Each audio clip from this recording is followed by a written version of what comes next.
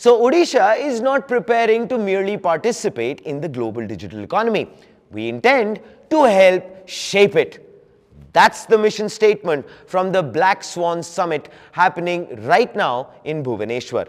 While most of India is still busy arguing over slogans, the Odisha government just put $2.3 billion on the table to actually build a future.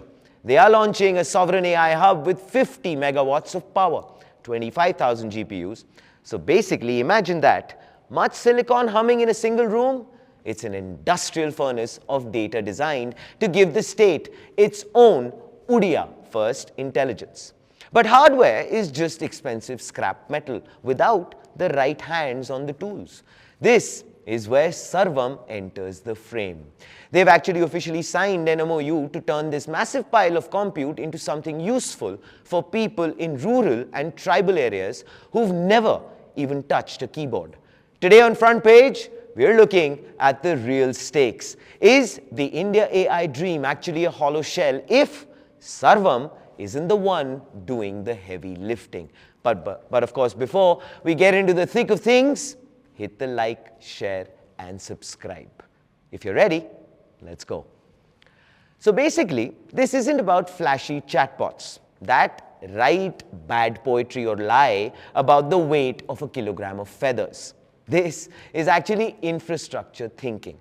Odisha isn't buying speculative prototypes. No, they're actually constructing a 50 megawatt public utility.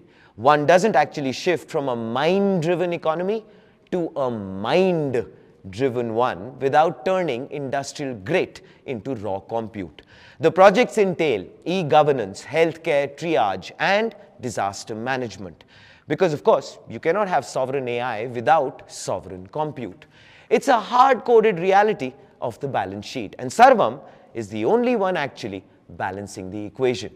They have actually already locked down Tamil Nadu with a 10,000 crore rupee deal. 2 states, 2 hubs, 1 company holding the keys. This is the deep mind of India play unfolding in real time. Sarvam just unveiled a new look, and it is, to use a very technical term, stunning. They've ditched that very clinical, gentrified airport lounge Silicon Valley minimalism for mandala geometry and gateway motifs. It's India forward. It bridges the gap between culture and computation by mapping ancient symmetry onto the actual math of neural networks. So let's just forget a simple rebrand. The aesthetic now matches the scale of the ambition. It's intentional, it's loud, and it says, we belong here. But wait, can they actually ship? That's the question. Before the global VC hive mind started drafting breathless threads, or for that matter, ministers began weaponizing benchmarks in parliament, Front Page was already in the trenches tracking this. In the last 10 days, they haven't just moved, they've actually gone on a total unhinged tear. Sarvam Vision is beating Gemini on Indic OCR.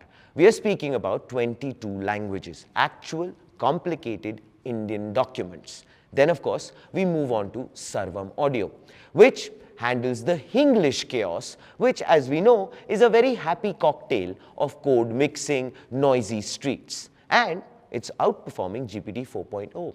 And they, of course, have a feather in their cap of dubbing the union budget, and that too live, with an under 2 minutes latency. You know what? Definitely makes one proud. And of course, how can we forget about Arya? This is the essential ingredient. Think of it as Kubernetes for AI agents. When standard agents collapsed on complex financial data, Arya hit 86% accuracy, and it did it 10 times cheaper. So in a world of hype, Sarvam is shipping utility.